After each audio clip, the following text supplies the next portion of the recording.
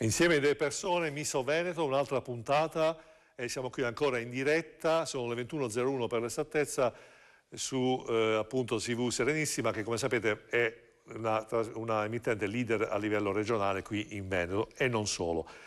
Oggi vorrei fare il punto dell'autonomia, perché voi sapete che questa trasmissione è dedicata essenzialmente, e non solo, anche fra virgolette al tema dell'autonomia veneto, però gli argomenti che adesso vi andrò a denunciare, li tratteremo con i nostri ospiti, quindi parleremo di autonomia, il punto della situazione. Ecco qua il nostro regista che in maniera veramente professionale ci sta inquadrando i nostri temi, poi la caduta della Serenissima 1797, e spiegheremo anche un po', abbiamo qui la fortuna di avere un regista ma anche una persona che esattamente 200 anni dopo ha fatto qualcosa di particolare.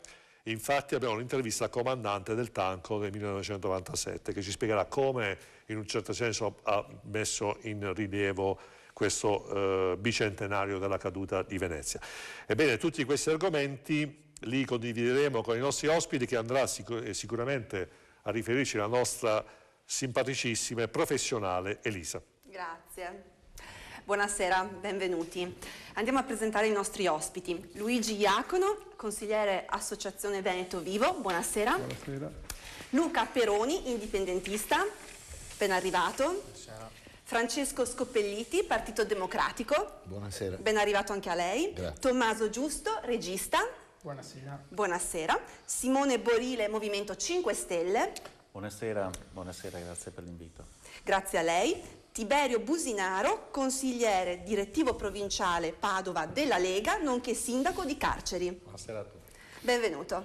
Bene, allora diciamo il punto della situazione sulla Lega, però prima di parlare di questo tema che è più politico, ne parliamo invece con il regista Tommaso Giusto, che ha creato diciamo un evento legato alla famosa rivolta di Verona, perché alla fine, diciamoci la verità, è il periodo in cui si tagliavano tante teste. Napoleone è stato portato qui, alla fine purtroppo, è brutto da dire, Repubblica di Venezia è stata venduta in cambio delle teste attaccate al collo, no? Perché diciamo, gli aristocratici del tempo avevano una paura folle di fare una fine indegna come negli altri paesi, quindi hanno venduto. Però nonostante questo, infatti prego Marco di preparare il contributo video, nonostante questo Verona ha reagito con la famosa Pasqua, e il nostro regista Tommaso Giusto ha fatto un video che adesso mandiamo in onda, poi lo commentiamo assieme. Molto volentieri.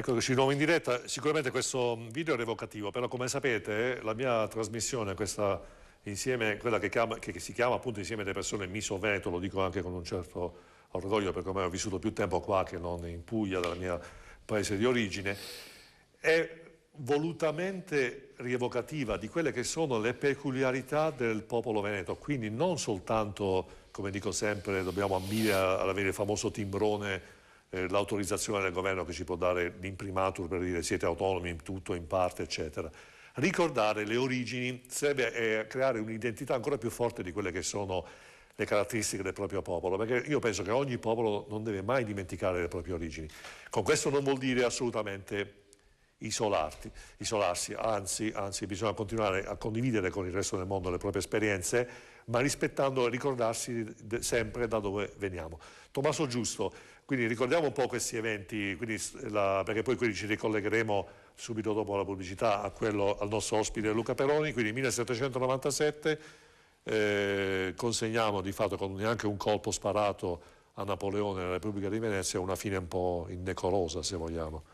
Diciamo che innanzitutto voglio ringraziare per l'opportunità di poter presentare anche qui questo progetto che conta 2 anni dalla sua attuazione e finalmente quest'anno avremo il compimento finale con l'ultima scena che gireremo proprio il 17 marzo, la prima scena di battaglia, una battaglia campale ambientata a Settimo Pescantina con schieramenti veneti e francesi, più di 150 comparse, e qualcosa di mai avvenuto prima, e mi auguro di poter fornire anche qualche preview che spero abbiate piacere di poter mostrare magari in seguito, perché volentieri. È qualcosa di incredibile, cioè dal punto di vista storico e documentale non è mai stata fatta una battaglia ambientata proprio nei tempi della Serenissima, e questo è di sicuro un primato.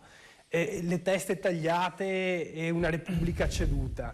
Abbiamo voluto fare un documentario per raccontare anche un momento storico incredibile in cui una città intera, in mancanza di un vero e proprio aiuto politico e poi anche in forze militari da Venezia, decide di armarsi, una vera e propria forma di resistenza. Lo fa, è Verona, ed è la resistenza veneta, chiamiamola, quello che è l'episodio più eclatante in cui il popolo veronese, in nome di San Marco, insorgerà contro l'invasore. E è un episodio singolare? No, ci sono varie insorgenze che sono avvenute in tutto il Veneto, però soprattutto anche quelle dopo la prima invasione napoleonica, per cui dopo il 1797. In seguito continueranno questi moti di insorgenze che poi copriranno tutta l'Italia, fino alle tue Puglie. Per cui possiamo dire che il subentro, l'entrata di queste forze d'Oltralpe non sono ben viste nella penisola italica, e tutti i regni che le vedono come qualcosa che sta scacciando un sistema, un mondo. Perché la Repubblica viene ceduta? Perché la Repubblica cade? Perché, usiamo questo brutto termine, tramonta? Io non lo definisco per codardia, non do colpa al Doge, perché tante, per fare una piccola parentesi storica, tante colpe vengono date al povero Ludovico Manin, l'ultimo Doge della Repubblica Serenissima. Vorrei vedervi voi trovati nella sua situazione, nella sua condizione, a trovarsi l'esercito più potente ed enorme della storia del tempo, che si schiera contro uno Stato che confidava, amministrato da un'aristocrazia millenaria, che confidava in una forma che allora funzionava molto bene, a discapito invece di oggi, di quello che vediamo oggi, che è la diplomazia, la parola, il valore di un'intesa, e si trova davanti un uomo nuovo che è Napoleone Bonaparte, un uomo che degli accordi fa quello che vuole, li straccia, prima ti dice ci alleiamo e poi straccia tutto e abbandona la cosa e ti invade. Questo era Napoleone Bonaparte, e i veneti si sono dovuti confrontare, o meglio i politici veneti di allora, con una forma nuova, un uomo nuovo e un mondo nuovo, il mondo illuminista. L'illuminismo stava dilagando ormai da decenni e aveva intaccato tutti gli stati preunitari. Bene, il documentario fa un focus nel momento eroico, il momento di sollevazione, la nostra vera e propria resistenza, in cui i veneti insorgeranno appunto in nome di San Marco, e per un primo momento, per le prime fasi delle 8 giornate di insurrezione, avranno anche la meglio contro i francesi. Poi però sappiamo come va a finire la storia. Bene, ecco, senta, giusto, ma lei quando si è documentato non ha un po' sofferto per aver visto la sua diciamo, vecchia Repubblica Serenissima ceduta con solo un colpo di cannone alla fregata che attaccava Venezia, come si dice? Cioè, effettivamente è stato tirato un solo colpo di cannone. Da un punto di vista eroico, posso essere sincero che se la paragono alle grandi vittorie della Repubblica Serenissima, quelle della battaglia di Lepanto, quelle della guerra di Morea, dell'assedio di Candia, 30 anni, quello che avvenne a Famagosta appunto prima di Lepanto con Marcantonio Bergamini, i grandi eroi della Repubblica Serenissima, paragonandoli in questa ultima fase, nella fase si può dire dello stallo operativo da un punto di vista militare, che non è poi tanto vero perché la Repubblica Veneta 20 anni prima, 30 anni prima aveva già come dire, dimostrato la sua potenza militare in numerose occasioni. In quest'ultimo periodo storico, fatalità, troviamo una situazione che non la rende partecipe direttamente nelle attività militari. Per esempio sceglie la neutralità, una neutralità diciamo armata, nel senso che decide di armare le lagune, i lidi, ma lascia disarmate le città, o perlomeno non le arma con i cannoni, non reagisce, perché intende, sempre per quel principio, dottor Lovino, che abbiamo detto prima, dei valori che contraddistinguevano le società del tempo, cioè valori legati sulla parola, sull'onore, il buon governo. La Repubblica Serenissima aveva intrecciato un grande rapporto di diplomazia con il direttorio francese, che era l'allora governo, che aveva mandato via Napoleone Bonaparte perché Napoleone rompeva le scatole in Francia. Aveva paura. La Francia aveva paura. Beh, bella soddisfazione. Visto che... Allora, senta, giusto adesso, prima di lanciare la pubblicità, Marco... facciamo un seguito, lanciamo il Vivaldi, perché io ho anche portato l'inno di Vivaldi e poi subito dopo l'inno non rientriamo in studio e lanciamo la pubblicità.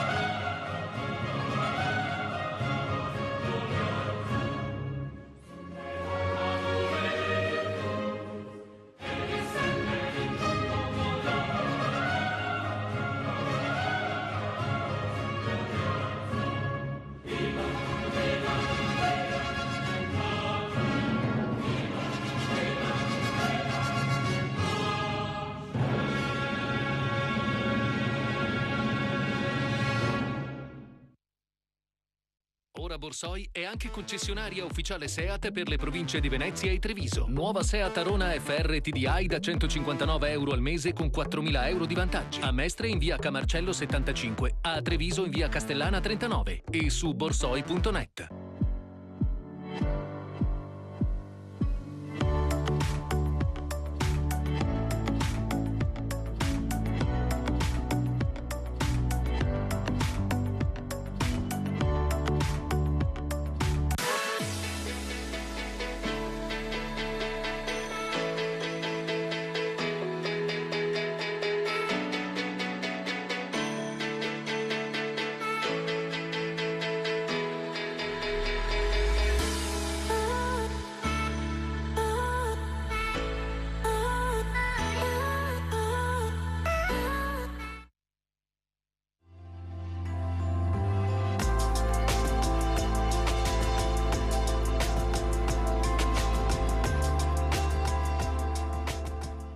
Buonasera e benvenuti ad un'altra puntata di Insieme, Idee e Persone.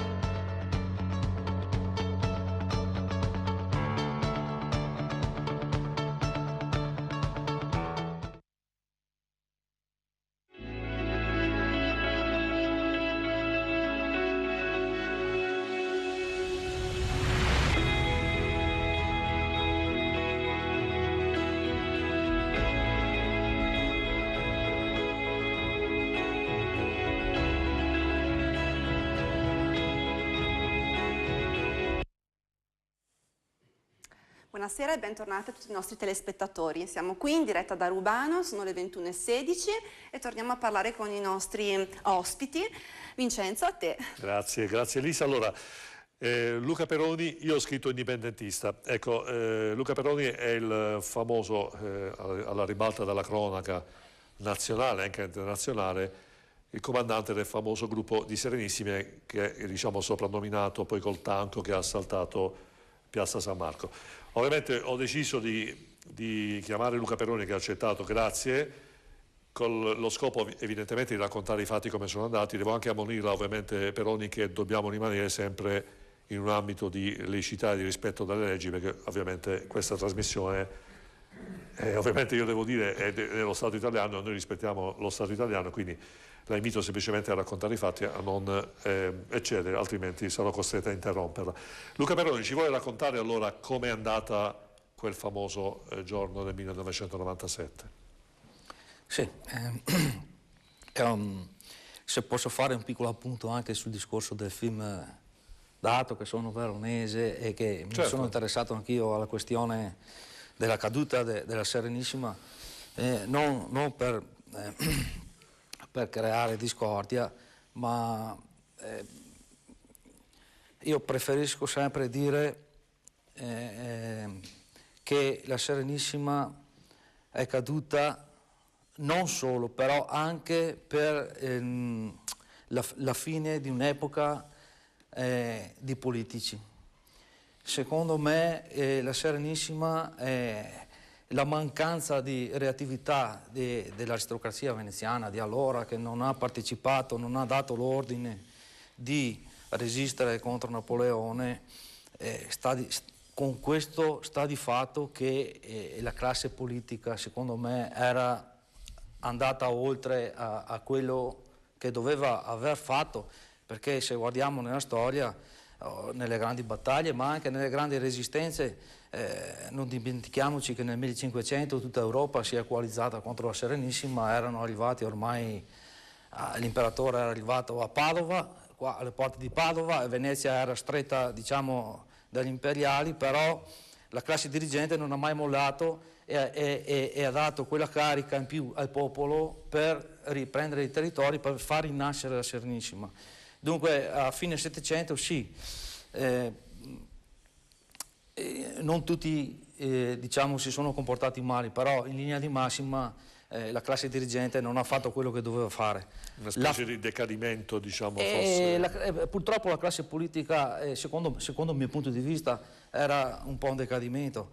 Questo invece, come abbiamo visto, come vedremo, non è capitato al popolo vero e proprio. Cioè il popolo, anche contro, diciamo, la volontà della stessa classe governante, ha resistito per San Marco e è riuscito anche a ributtare fuori dalle porte di Verona, se non mi sbaglio, Napoleone, giusto? Napoleone non è mai arrivato a Verona. Sì, cioè, parlo delle truppe napoleoniche, però senso che... per fare un appunto a quello che giustamente dice anche Peroni, no? Sono d'accordo alla fiacchezza eccetera, poi magari rientriamo dal 1797, 200 anni dopo, perché sennò parliamo troppo del passato, per carità, però penso che qui magari mi darete tutti ragione, ogni tanto fare una riflessione sul passato in vista di che cosa si può fare domani magari fa bene. Ma io ti dico, a mio avviso sì, occhio che stiamo paragonando, giustamente hai fatto un paragone con una Venezia del 500,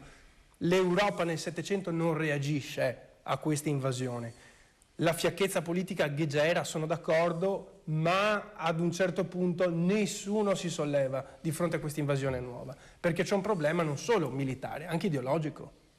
Subentrano le idee giacobine. Ci sarebbe da dire, però c'è anche da dire una cosa, che il Napoleone che ha sbaragliato la Serenissima non è il Napoleone poi che ha conquistato l'Europa, era il primo Napoleone. Era un Napoleone giovanissimo, poi era stato mandato, come ha detto lei, esatto, fuori dal direttivo, perché il direttivo già cominciava ad avere paura del potere di quest'uomo. Esatto. Però la campagna cisalpina, la campagna italica nel nord, è stata la prima campagna, la seconda campagna se non sbaglio, quindi parliamo proprio della prima esperienza. Le prove generali. Le prove generali. Quindi insomma, in un certo senso questo, come dire, accentua ancora di più come dire, la gravità della disfatta, perché non è che abbiamo il secondo Napoleone, quello che sbaragliava con 300.000 persone. È vero, aveva anche un esercito malarmato, quello che era, ma aveva tantissimi uomini e soprattutto pieni di fame. Grandi mezzi.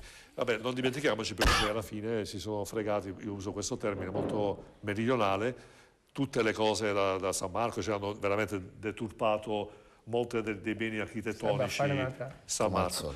Peroni, alla fine, torniamo al discorso della domanda, quindi quel momento lì un po' particolare, quando siete arrivati... Finiamo la discussione, altrimenti andremo all'infinito. No, io ho detto questo per gli allacciarmi anche al discorso del 1997, dell'azione che abbiamo fatto noi, cioè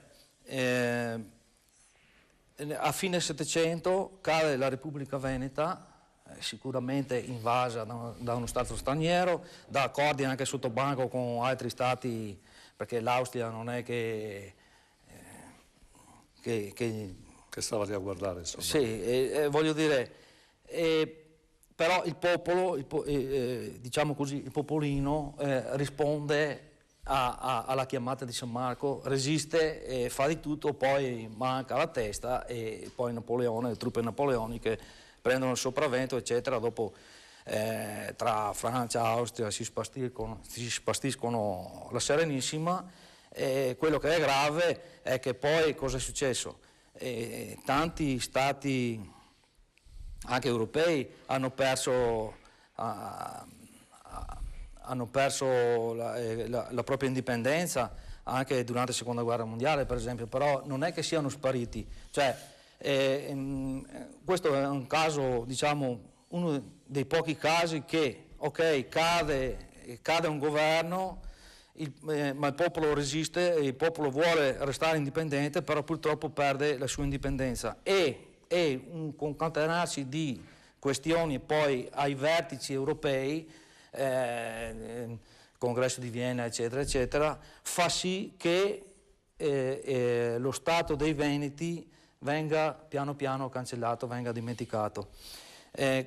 Io nel 97 tutti, perché mi ricordo benissimo, tutti quanti si stavano preparando a festeggiare i 200 anni della caduta della Serenissima. Nel 1997. 1997, scusi. E questo per noi era una cosa abnorme, non si doveva, e soprattutto mi ricordo benissimo forze che si dicevano federaliste o secessioniste che avevano preparato tutta quanta, diciamo, la festa per festeggiare la caduta della Serenissima, e noi abbiamo detto no, noi dobbiamo bloccare questi festeggiamenti, perché non si festeggia la morte della propria madre, perché la Serenissima sono 1100 anni della nostra storia, cioè una repubblica che non ha paragoni al mondo, 1100 anni, chi è che ha avuto 1100 anni di repubblica senza una sommossa popolare? E gli 8 che sono andati a liberare Piazza San Marco nel 1997 appartenevano, guarda caso, al popolo, appartenevano a quelle persone che hanno lottato nelle Pasque Veronesi, per esempio, o in tutte le altre insurrezioni che ci sono state anche nel 1800. Lei poi, possiamo dirlo tranquillamente, ha fatto degli anni di carcere, quindi sì, questa cosa, diciamo, ovviamente l'ha coinvolta direttamente. Sinceramente oggi non ci sono più le condizioni forse storiche e sociali per fare una cosa del genere, perché effettivamente i tempi sono cambiati completamente. No, guardi, allora il nostro programma era creare, fare un'azione, un qualcosa di sbalorditivo che dimostrativo che andasse dappertutto nel mondo per dire chiaramente c'è una questione veneta. Sono 200 anni che c'è una questione veneta e nessuno la vuole prendere in mano, la vuole risolvere.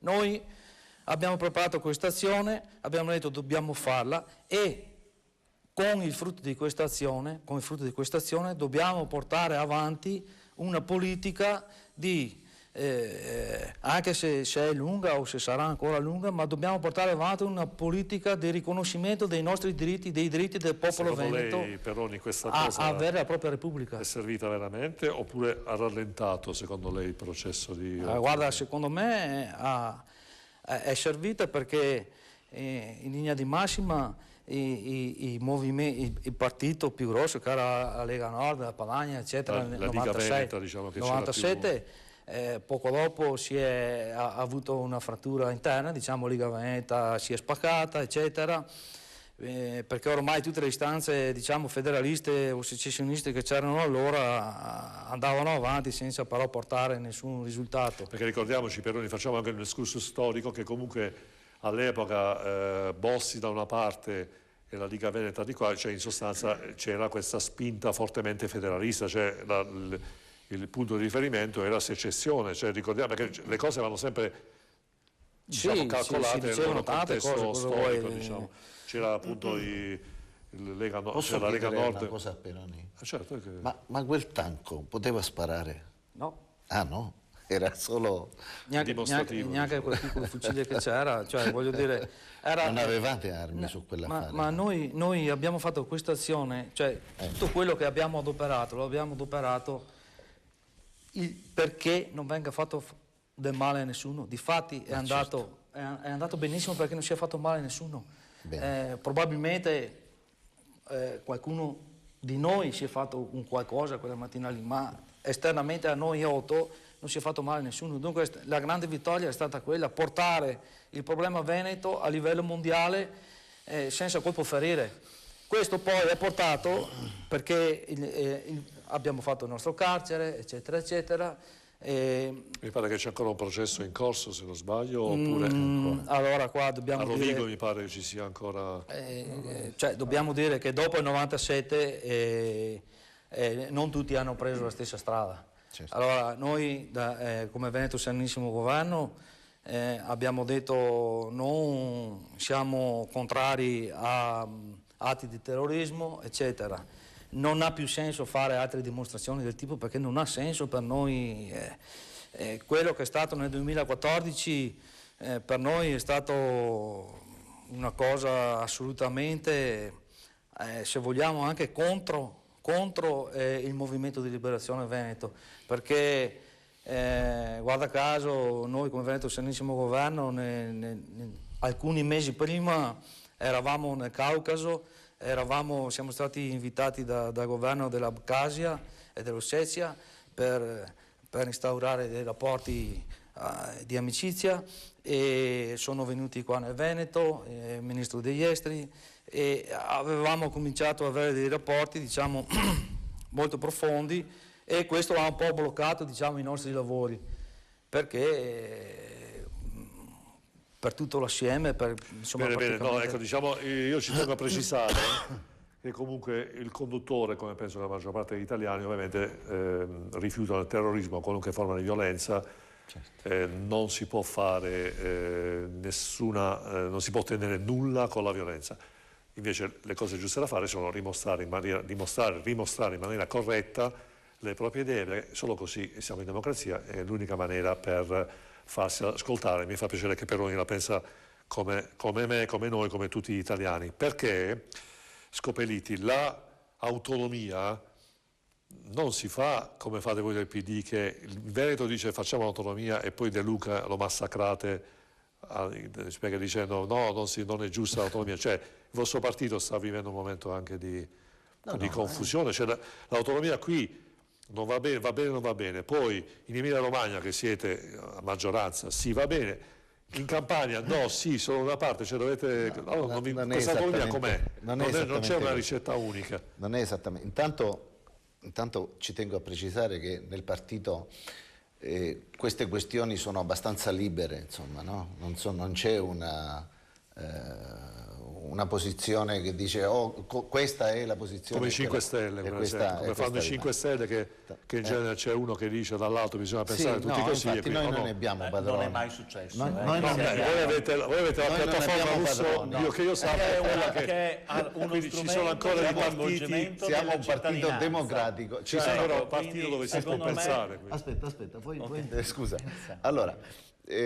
No, mi è venuto per dire che ci sono autorevoli esponenti del mio partito che sono a favore dell'autonomia e ce ne sono altrettanto autorevoli che non sono a favore dell'autonomia. Io vi dico quella che è la mia opinione. Ecco, la mia opinione è questa. io sono assolutamente contro l'autonomia. Ecco, per essere chiari. Posso stringere la mano, Scopelliti? Non solo sono assolutamente... per coerenza, perché qua sono tutti a favore dell'autonomia. Infatti io cioè anche partiti che sono nazionalisti, sono venuti qua settimana scorsa, partiti nazionalisti, ultranazionalisti, no, però noi l'autonomia... Allora, la coerenza qual è? Guardi, le dico di più. Perché? Mi dà fastidio il tipo di autonomia che stiamo perseguendo qua in Italia, mi dà ancora più fastidio l'autonomia, per esempio, che ricerca la Catalogna in Spagna, mi dà fastidio il concetto stesso di autonomia. Cioè, vi faccio un esempio. Allora, se vogliamo parlare di autonomia, allora sapete che vi dico? Che il centro storico di Padova si vuole staccare dall'Arcella. E ben venga. Avete capito? Cioè il concetto è: quando finisce l'autonomia? Perché per esempio la Regione Veneto non ha mai concesso un briciolo di autonomia alla provincia speciale di Belluno? Per dire, no? Ecco, cioè tutti vogliono l'autonomia per se stessi, ma non la vogliono concedere agli altri. Ecco, prima questione. Seconda, anche storicamente le regioni non contano nulla nel panorama politico dall'Ottocento a oggi, non contano niente. Quelli che contano nel panorama politico sono i nazionalismi e, casomai, se andiamo ancora indietro nella storia, è la storia dei comuni, no? Ma la regione, così come sono state poi costruite in Italia, non c'erano prima, perché un conto è la Repubblica Serenissima, che arrivava fino a Bari e fino in Istria, insomma fino alla Grecia, cioè, e che abbracciava parte del Trentino, insomma era un territorio piuttosto grande, ma la regione Veneto, voglio dire, così com'è, è un'invenzione dello Stato italiano. È un'invenzione dello Stato e non ha senso che continuiamo. Anzi, sa cosa le dico? È un carrozzone. Ma aspetta, e finisco subito, per dire che questa autonomia, e ve la spiego in 30 secondi che cosa succederà. L'autonomia funziona così. In questo momento ci sono dei costi storici e dei costi standard. Allora, facciamo il caso della scuola. Il Veneto, Zaia, vuole l'autonomia per il Veneto perché ottiene dallo Stato 468 euro per ogni persona della regione Veneto. Lui vuole l'autonomia perché mira a prendere i costi standard che sono 534 euro pro capite, cioè sono 56 euro di differenza per ogni persona che moltiplicata per 5 milioni fanno 250 milioni. I ricchi vogliono i soldi da togliere ai poveri. Marco, e io sono contrario. Marco, mandiamo il... Contrario di quello che è il principio. Scusa, Borile, mandiamo prima il filmato di Zaia che ci illumina sulla situazione e poi Borile, a lei sicuramente la parola. Grazie Marco. Credo che l'indipendenza sia assolutamente un bel progetto sul quale bisogna ragionarci, bisogna farlo con serietà, in modo tale che il confronto giuridico sia democratico e pacifico. È proprio così, anche perché se si applicano i dettami della Costituzione, 23 competenze con il relativo federalismo fiscale ci portano nelle condizioni di fatto di essere come Trento e Bolzano. Questo può anche dare una spiegazione a chi da Roma dice 23 sono troppe. Ma noi siamo pronti, nel senso che il disegno di legge statale di iniziativa regionale c'è già, 58 articoli e vengono elencate tutte le competenze, le 23 e come articolarle. Ovviamente poi cercheremo di capire fino a che punto questo governo sarà in grado di affrontare il tavolo delle trattative e poi quando il testimone passerà al prossimo governo. È un Natale strepitoso, stupendo, soprattutto sotto l'albero il regalo dell'autonomia. E quello che qualcuno considerava utopia, follia, irrealizzabile invece diventa realtà. Per la prima volta nella storia, dopo la Costituzione repubblicana del 1948, in Consiglio dei Ministri di questa Repubblica entra il progetto dell'autonomia. Quell'autonomia che noi veneti vogliamo, l'abbiamo detto a gran voce, con 2.328.000 voti al referendum. Benvenga a quello che sta accadendo, si è incardinato il provvedimento per la sua trattazione e il Presidente del Consiglio dei Ministri Conte, il Ministro Stefani e il Vice Premier Salvini oggi nella conferenza stampa hanno anche dato quella che noi definiamo la roadmap, ovvero la strada da fare da qui alla firma finale. Si parla ovviamente di una tappa intermedia del 15 gennaio per chiudere la trattativa e dopodiché una firma ipotizzata il 15 febbraio. Direi che ci siamo, noi pancia a terra lavoriamo, niente vacanze, niente svaghi, niente distrazioni, perché comunque il nostro progetto delle 23 materie lo vogliamo realizzare, è in linea con la Costituzione, come abbiamo sempre detto, e questo è il merito di chi? Dei tanti veneti che ci hanno creduto, di quei 2.328.000 veneti che ci hanno creduto. Ma alla fine Simone, ma non ha sentito il video 15 gennaio, 15 febbraio? Guardi, abbiamo ottenuto. io preferisco personalmente aspettare anche qualche mese in più, ma che sia un'autonomia con la maiuscola e non un'autonomia anacquata. Magari fino al 21 maggio magari. Ma quello, guardi, non è quello, perché ricordiamo che la Regione Veneto... Diciamo che ci sono le europee, quindi magari può essere utile portare questo discorso. Allora, la Regione Veneto ha chiesto 23 materie di competenza. Ecco, la Regione Emilia-Romagna ne ha chieste 16. Quindi è chiaro che nel momento in cui dobbiamo trattare quali tributi fiscali devono rimanere, che tipo di autonomia dare, ha fatto Scopelliti l'esempio della scuola, in cui questa forma di bozza che è girata prevede anche l'assunzione di nuovi docenti non più a carico del MIUR dello Stato, ma a carico della Regione, con un aumento di 200 euro sul contratto. Attenzione, quindi non è una lotta nei confronti tra poveri e ricchi. Il Veneto, e non è neanche la regione una entità astratta, c'è una identità culturale, linguistica, storica che accomuna e che descrive e quantomeno circoscrive il Veneto. Il Veneto se lo può permettere questa autonomia? Per me sì. Perché il Veneto è una regione di grandi lavoratori, responsabili, solidali, gente che non solo lavora ma che anche integra, sì, perché all'interno della regione Veneto, attenzione, abbiamo il più alto numero di soggetti stranieri regolarmente integrati. Sì, però, Borino, e c'è un principio perequativo previsto nella bozza dell'autonomia che non toglie alle altre regioni. Non è che andiamo a togliere le altre regioni perché il Veneto trattiene i tributi, non è questo, quindi non è una lotta tra poveri e come poveri. arrivano?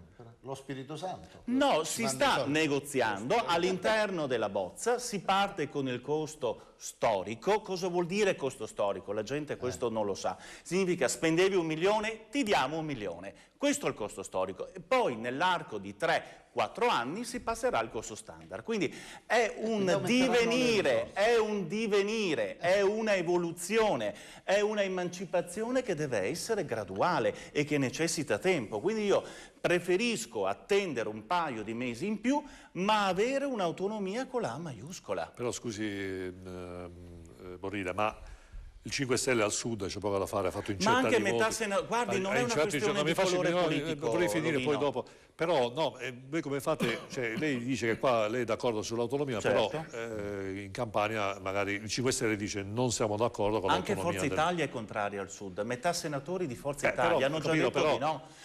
Alcuni senatori leghisti del sud hanno detto di no. Non è più una questione di colore politico, è una questione di geografia territoriale. Il sud teme che dando autonomia a queste regioni possa in un qualche modo venir meno quello che è il sostegno. Quindi non è più un colore politico. 2 settimane fa Di Maio era a Vicenza e ha detto che l'autonomia deve essere completata perché era un volere popolare, è una lotta dei veneti meritata in cui il 5 Stelle ha partecipato attivamente all'autonomia. Io per primo sono andato in piazza togliendomi via la maglia del 5 Stelle indossando quella del Veneto e così abbiamo fatto moltissimi politici a livello locale, quindi non è più un 5 Stelle sì e no. È chiaro che noi del Veneto la vogliamo perché ci sentiamo in un qualche modo anche premiati anche per la responsabilità, per il ruolo che il Veneto ha avuto anche nel panorama economico nazionale. Ma questo non significa sottrarre gli altri. C'è un principio perequativo, c'è un principio perequativo previsto all'interno della nostra Costituzione che non prevede una sottrazione di risorse, anzi responsabilizza molto di più gli amministratori del Sud, ecco, che devono... No, è qui il nocciolo, cioè si fa o non si fa l'autonomia. Per me l'autonomia serve non solamente come elemento premiale per il nord, ma serve per responsabilizzare gli amministratori del sud, in cui una siringa qui la paghi 80 centesimi, in Calabria la paghi 10 euro. No, Santo cielo. È interessante vedere queste due posizioni che sono la mia sinistra e destra e le mie orecchie che mi stanno tempestando ed è una cosa. E sono anche tranquillo stasera. Senta, Iacono, solo più soldi. Il Pepe vuole solo più soldi. Non voglio più soldi, voglio quello che il Veneto può permettersi di gestire l'autonomia. Per me sì. Assolutamente sì. Il Veneto se la ma il 5 Stelle è così. No, allora il Veneto se la premia al governo i 5 Stelle hanno incominciato a fare distinzioni di regioni A e regioni B e qui mi collego anche a lui. È vero o no? Stiamo attenti perché io sono autonomista al 100%, ma se a governo un partito che dovrebbe sostenere, che sostengo perché come linea ideale, la sostengo perché è autonomista come le mie scelte politiche sono autonomiste, io parlo da cittadino politico e basta che va a mettere una croce su un foglio. Beh, oggi leggo i giornali e sento saltare fuori i 5 Stelle a Roma che dicono a governo, c'è scritto i 5 Stelle dicono regioni A e regioni di serie B. Ora, se scominciamo adesso, scusate se casco nel Veneto. Allora, siamo già divisi da regione A di serie B. Ci sono già delle regioni che sono virtuose e regioni che non sono virtuose. Regioni che hanno gestito molto bene l'autonomia fiscale, regioni che non hanno investito bene, che non hanno gestito bene, vedisi la Sicilia. Ci sono già regioni di serie A e di serie B. No, e io sono veramente convinto, ma lo dico al di fuori di quello che potrebbe essere. La Sicilia che ruba al mondo. Ma adesso guardi, questo conosciamo la storia della Sicilia. Serve o non serve l'autonomia? Per me sì che serve e serve anche loro. Sentiamo un'ultima cosa e poi mi taccio. No, voglio solo dire che lui vuole qui in Veneto c'è una sanità per esempio molto efficiente, no? Ecco, vuole una sanità ancora più efficiente e io in linea di principio sono anche d'accordo, vivo qui in Veneto, voglio dire, mi va bene, ma il punto è che io vorrei la sanità del Veneto in tutta Italia. Io voglio che la sanità venga gestita di nuovo a livello nazionale, non a livello regionale. Se in Calabria non sanno gestire la sanità, bisogna prenderli a pedate nel culo. È chiaro? E allora la sanità, si mettono i commissari, voglio dire, eventualmente, ma la sanità va gestita a livello, tant'è vero che è l'Ordine Nazionale dei Medici che ha gridato il primo grido di dolore contro questa autonomia che volete voi, cioè l'autonomia dei ricchi contro i poveri. Ancora con questa storia. I ricchi contro i poveri. Non è un discorso. Il Veneto è già una regione ricca. Veneto è una regione virtuosa. Il Veneto è una regione che crea integrazione, che crea posti di lavoro, che ha gente responsabile, gente che lavora 15 ore al giorno al Veneto. Con le infrastrutture questo che hanno pagato anche i calabresi. Allora, certo, e anche noi abbiamo pagato le infrastrutture, anche noi i veneti abbiamo pagato la sanità ai calabresi, con tutto rispetto ai calabresi.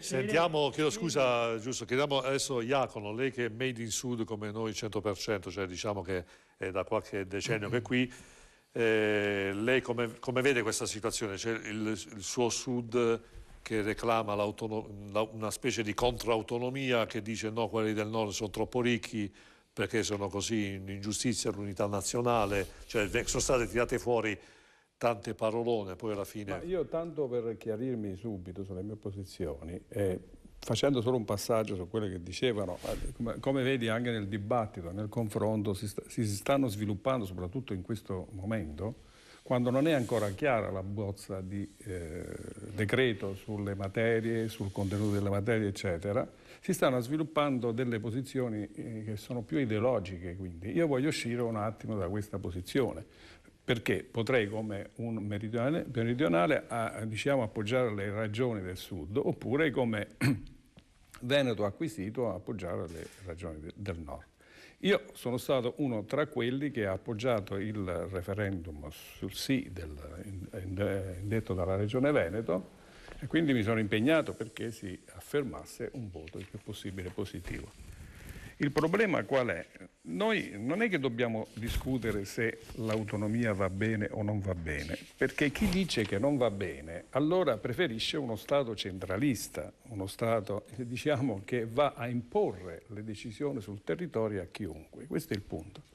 Io che vengo dalle autonomie locali, voglio dire, ho lavorato nelle mie locali, che ho capito, ho subito, diciamo, anche sulla propria pelle, diciamo, certi tagli lineari che si fanno a livello statale rispetto ad uno Stato che non è in grado, non è capace di far sviluppare dei territori che hanno bisogno dall'Unità d'Italia ad oggi di un vero progresso.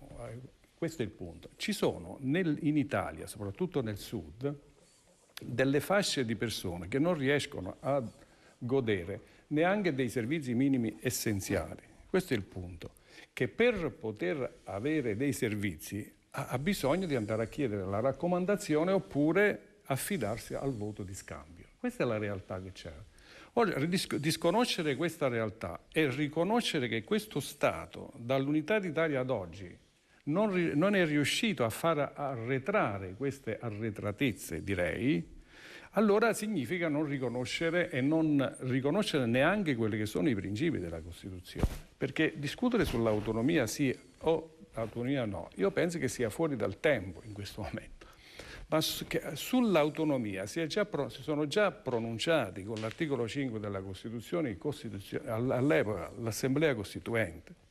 Già hanno deciso allora che questo Stato doveva essere al regionalismo differenziato e dovevano essere promosse le autonomie. Perché, come vi ricordate, quando c'è stata l'Unità d'Italia erano territori diversi, per cui si pensava, c'era una discussione tra fare uno Stato federale oppure uno Stato, e si è trovato in compromesso intorno all'autonomia.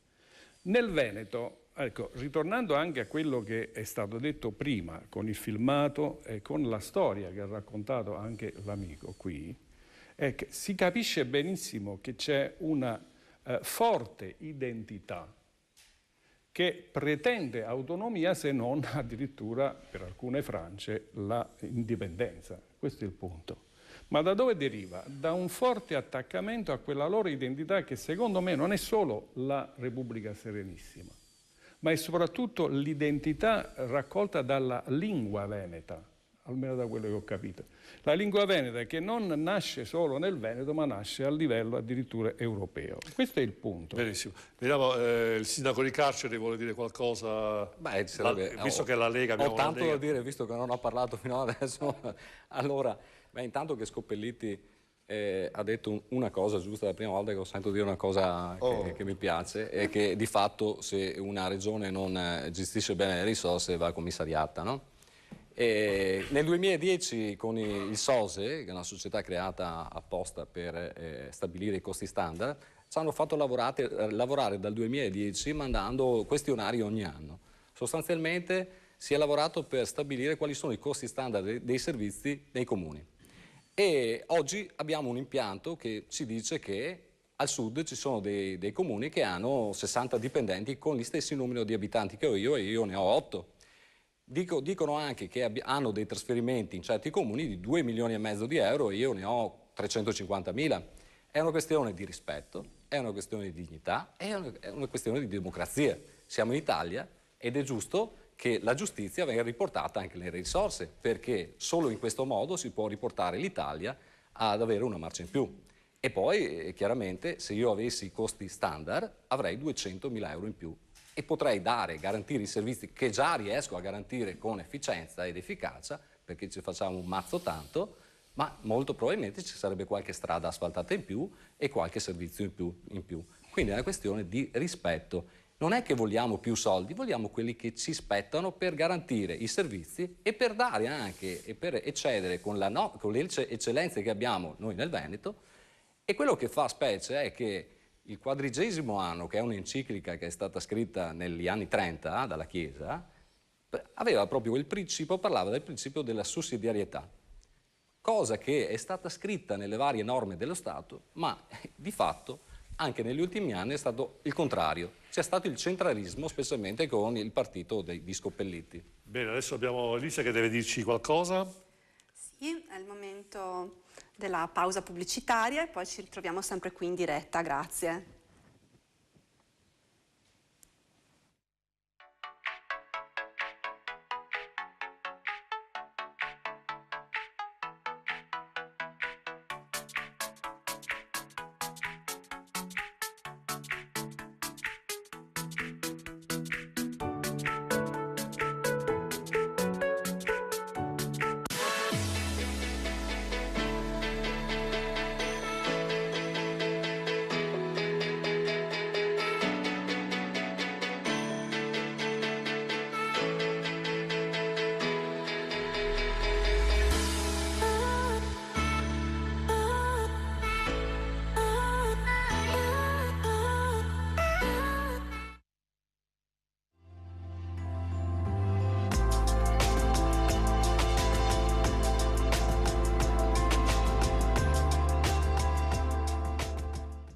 Buonasera e benvenuti ad un'altra puntata di Insieme, Idee e Persone.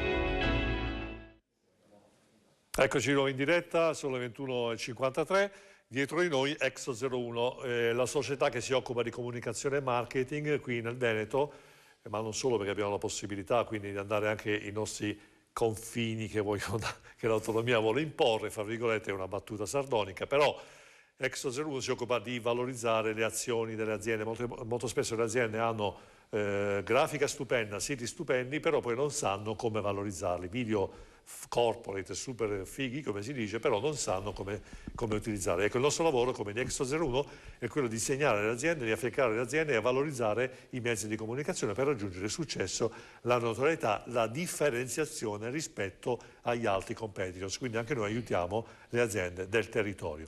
Ecco, io volevo fare un regalo ai nostri ospiti, però solo ad alcuni, perché siccome anche la comunicazione è importante, bisogna comunicare bene, allora Marco seguimi, fammi una globale, io consegno ufficialmente, l'ho scaricato qui al Movimento 5 Stelle, il manuale del reddito di cittadinanza. E ce l'avevo già a casa, guardi, lo consegno anche alla Lega. Questa è una grande vittoria sociale, e naturalmente un lo consegno anche all'opposizione, che ha messo a riparo 5 milioni di poveri. Ne avrò molta cura. No, ecco, questo va detto, comunque, questo è un grande traguardo di questo governo. Lei ce l'ha, l'ha studiata. Certo sì. Ma io lo sapevo già fin dall'inizio, non serviva che io scaricassi. Io l'ho dato però mi fa piacere che lei l'abbia letto e che lo possa apprezzare. L'ho studiato perché devo studiare. Allora la interrogherò la prossima volta, da bravo insegnante come sono, ecco, e capirà che effettivamente è stata una manovra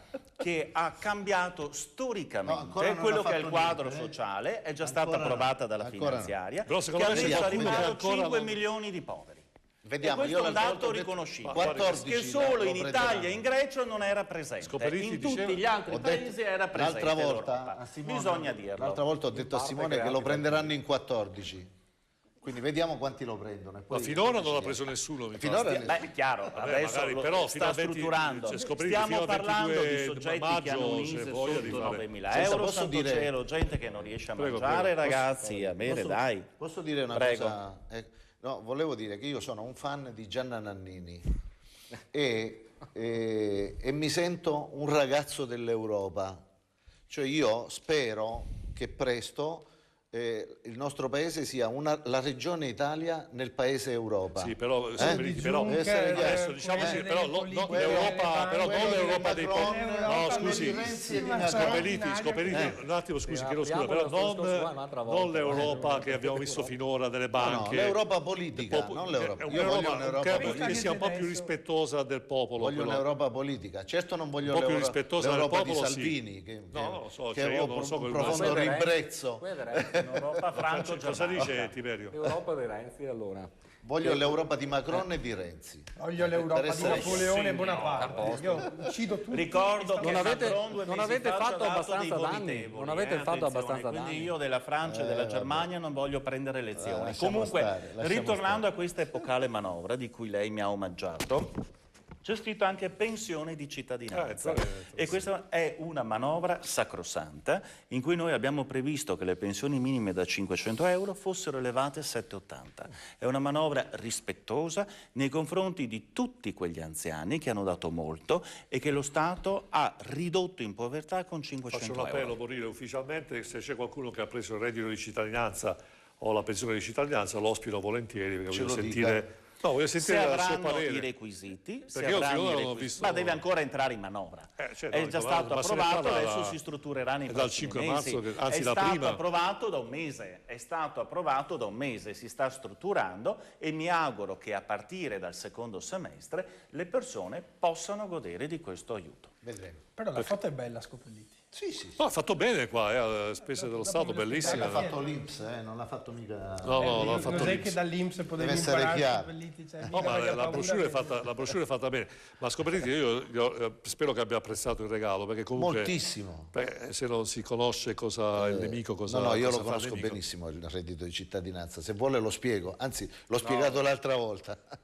No, lo spieghi meglio. No, l'ho spiegato in ma è maniera autonomista questo semplicissima. discorso? Allora, secondo bisogna lei? avere un È ISE... autonomista o unisce l'Italia questo discorso? No, guardi che io in linea di principio penso che la redistribuzione del reddito sia una cosa di sinistra. Sì. Il reddito di cittadinanza fatto in un certo modo Vi hanno è una scippato cosa di l'ideologia, sinistra. insomma. Mi sta benissimo. Perché la verità, le la cose sinistra, giuste sono quelle di Stia attenti, sinistra. perché le cose giuste sono le cose giuste sono quelle di sinistra. Buon senso, non è né di destra né di sinistra. No, le cose giuste sono quelle di sinistra. cultura è di senso sinistra. che un paese civile, la settima potenza mondiale al mondo, abbia 5 milioni che vivono sotto il livello di indigenza, attenzione, questi è 5 drammatico, milioni non li vedo. è drammatico. In Veneto ci sono 800.000 veneti sotto la soglia di povertà.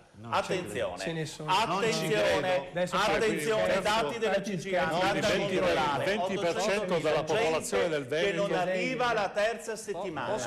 Posso dire che è vergognoso quello che stai dicendo? Non ci cioè, credo, tu non ci credi che ci siano persone che soffrono? Sì, guarda, ci sono. te lo garantisco io. Guarda, vienimi a trovare che ti spiego un po' di cose. Controllati i dati, controlli i dati e mi smentisca alla prossima puntata. Sì, però il 20% della popolazione del Veneto. 100.000 ci Sì, sono. no, il 20% Sono non lo molte so. persone che soffrono. Perché secondo te i pensionati che prendono 500 euro al mese stanno bene? Assolutamente Secondo te?